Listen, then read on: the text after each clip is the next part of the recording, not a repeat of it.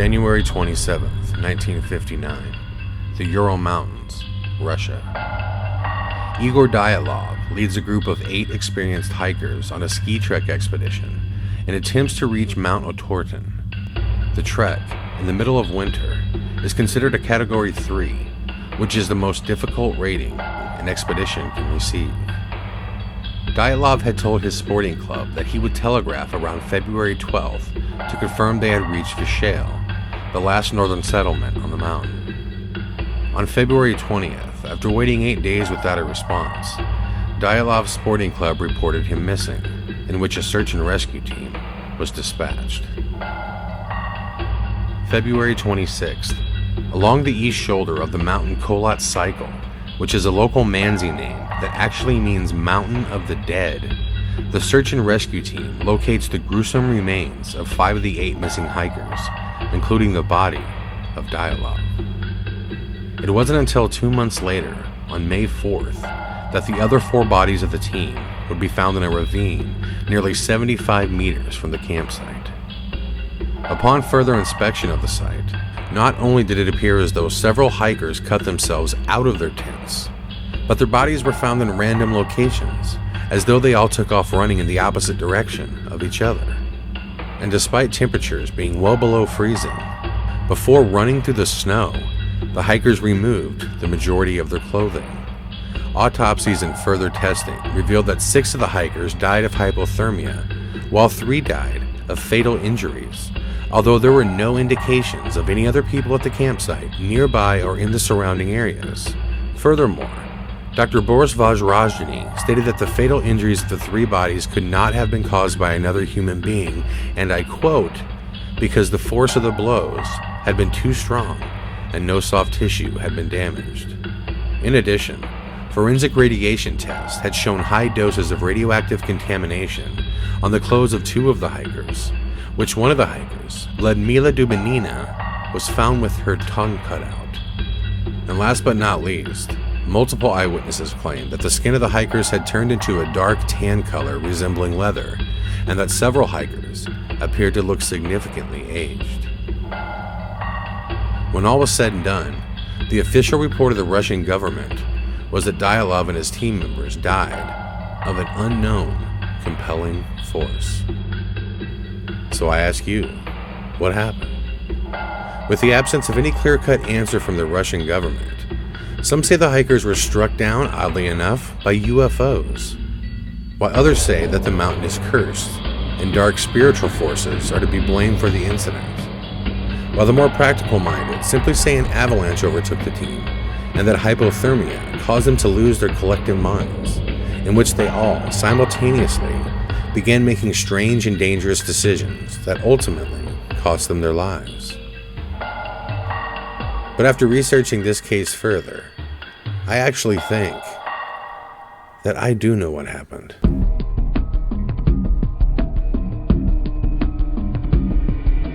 And as crazy as it may sound to say that I think I know what happened at Dyatlov, it's because I think I've experienced something similar here in America, which is to say, yes, America, I believe, has a Dyatlov's Pass, but it goes under the name of the UFO Ranch, owned by a gentleman named James Gilliland.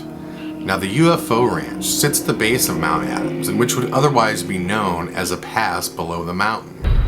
What goes on there? Right here. What? You see one? Yep. Is that a plane or is that? I know Yeah, that's a plane. That's a plane. Yeah, it's blinking red and it's strobing. Yeah. There's a lot of potential satellite movement at this time. Guys, I'm gonna break out the laptop.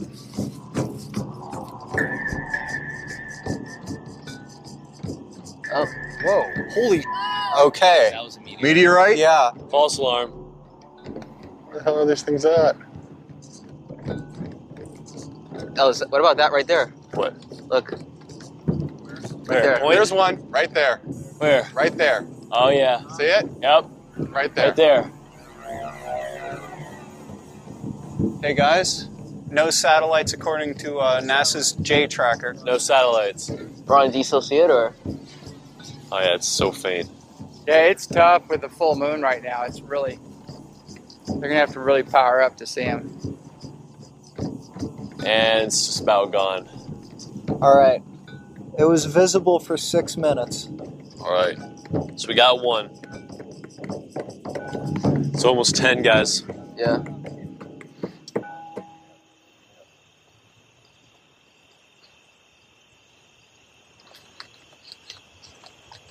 Whoa, what was that? I think there's one right there. Where? Right here. Right above the Big Dipper, right up there? No way. Oh, yeah, dude, right there. Big time. Right here, see it? Got it? My God, what is that, man? It's slowing down. It's really hard to see now. All right, I lost sight of it. What you were looking at became stationary. It stopped. Yep.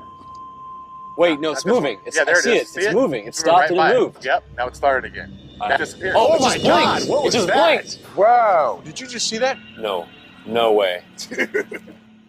But now is it changing direction? It almost looks like it's heading east. Well, Chip said look to the east. Bring it on. More. Oh, there's another one moving in the opposite direction. Where? Ah, there it is. Whoa, look at it. Look at it. Whoa. Oh, there it is. There's the power Yeah. up. That was it. That Nice. was the power up. Whoa, Did you dude. see it? Did you guys see it light up? Yeah. Very nice. All right. What is that, man? Is that it still moving right there? Yeah. Yeah. Hey, I would like to point out that James did say at 10 o'clock. Yeah, what time is it? 10 o'clock. Yeah, they're gone. Now, the reason I'm showing you this footage again from the UFO Ranch episode of Paranormal State is that it's very important to note that years prior to the DYATLOV Pass incident, and on the night that the team was supposedly killed by some unknown force, lights were seen in the sky. Lights were seen in the sky by people living on the mountain, on the base. They described them as fireballs, and they were seen often. In fact, local Mansi lore. Mansi is a Russian dialect that is spoken in this certain area in the Ural Mountains, and they called those people Mansi people. In Mansi lore and legend, it was said to never go to the mountain because these fireballs would supposedly consume you and kill you, and there was some kind of dark magic up there. So that's where that legend comes from. It's from the Mansi. They said this happened, but there's no actual proof that it happened. But we do know if our government is going to test missiles, if they're going to test weaponry, they're certainly not going to do it, where there's anybody around. In the upper Northwest, it is wide open. If you've ever driven through like the Dalles and like that entire area, like Trout Lake, there is nothing around. The fact that James Gilliland lives there with his ranch is amazing. And because there's nothing around. There's Mount Adams, the pass, and Gilliland's ranch, and like this little gas station of, miles away. And that's it. And if you look at the Ural Mountains, we're talking about Russia. We're talking about, the development of mass weaponry. They have to test it somewhere. Where are they going to test it? They're going to test it in a location that nobody is typically at, right? That's what they would do. And if they test this weaponry, what will it look like? Will it look like fireballs? Will there be lights in the sky?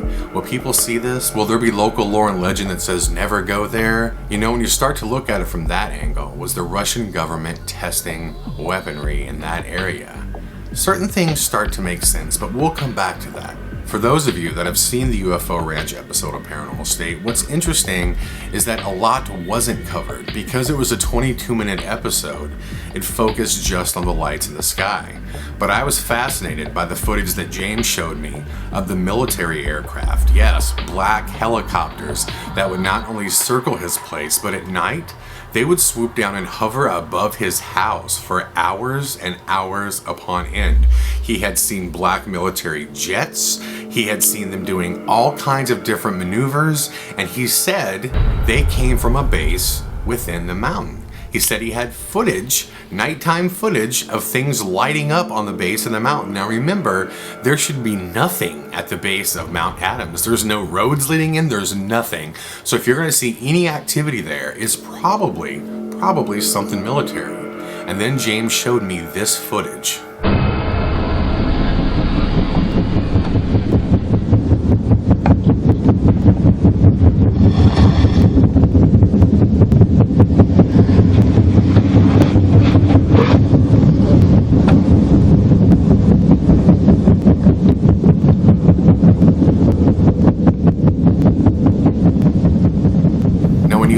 this infrared footage of James Gilliland's, nothing should be lighting up at the base of Mount Adams, but clearly something is. I can't imagine what it would be, but when I combine this footage with James's footage of the black helicopters, it starts to appear as though there is some kind of activity, military activity going on in the mountains, which again is what I think occurred at DYATLOV.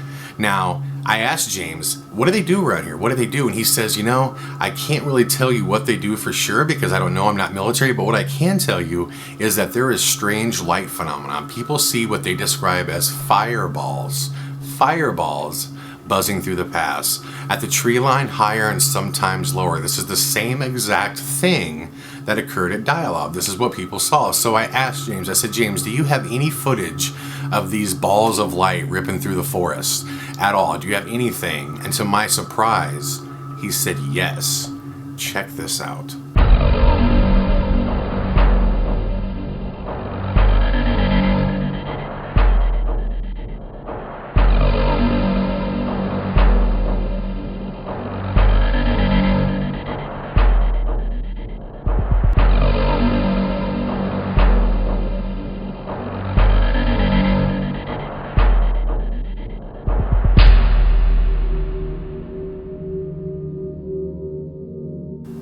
I've been to the UFO ranch twice, and both times I can honestly say I really wish I had more time to spend with James, but whenever he's around, people just encumber him because they want to hear the stories, and he tells amazing stories.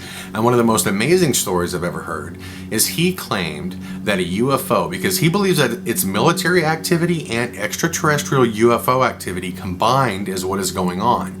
He thinks there's some communicative way that they're working together and they're trying to talk to us, and it's a long story that I don't really know if I even understand, but I do remember this tale of him saying that a UFO, a light, came down, hit him in the chest and burnt him. Now, I was so fascinated with the story, I asked him again, I said, are you serious? Something burnt you? And he said yes. And he showed me pictures of it. I don't have the photo, so you have to take my word for it, but he showed me this photo where he had burns, and he claimed that these burns came from some light hitting him. Some light shot him and burned him. My first thought was military weaponry. We know the black helicopters are flying around. We know something's going on in the mountains. We know the lore and legend here is to stay away. And then I got to thinking about DYATLOV's past more, and all kinds of stuff started to make sense. I truly believe the Russian government used a weapon on them. A weapon with nuclear abilities of some kind. And I'll tell you why I say nuclear. Let's look at the details here. Why would DYATLOV's hikers wake up and cut themselves out of a tent? My thought is extreme heat. Extreme heat, which would make a zipper very hot. You couldn't grab the zipper, so they just started cutting out. They woke up in incredible heat and needed to get the fuck out of the tent.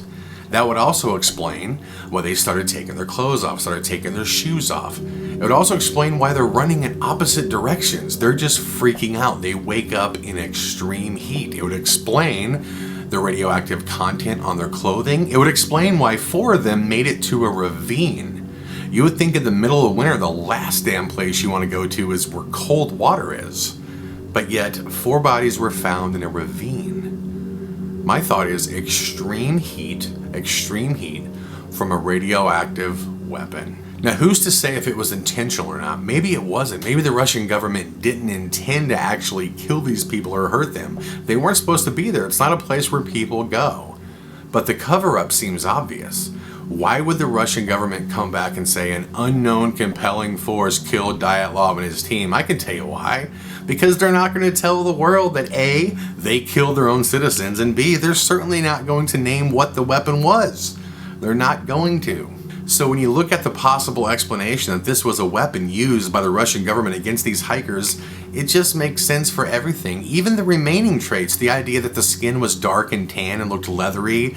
I mean, come on, that sounds like a burn that suffered some decay because it was a while before people got there. And when you look at the female hiker that had her tongue cut out, I mean, that could have been, swelling from heat and she tried to cut it out to breathe. Or to be completely honest, that could have been animals. I mean, they were out there again for a while before they were found.